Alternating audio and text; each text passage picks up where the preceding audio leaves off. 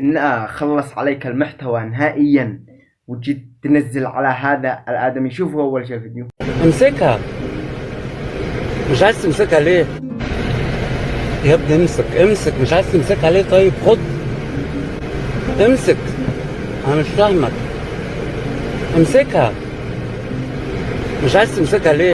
لأنه يعني هذا الآدمي خلاص ما عاد فيه لا أخلاق ولا رجولة ولا. أنت تخيل الآن أنك أنت بتعكس نظرة المجتمع المصري. طبعا أخلاق المجتمع المصري مش هكذا نهائيا، وكلهم أوادم يعني بشر مسلمين. يعني ما يستهزئوش بالخلق هكذا. تشوفهم ما يستهزئوا، مسالمين. طبعا هم مسالمين، لا يستهزئوا على حد.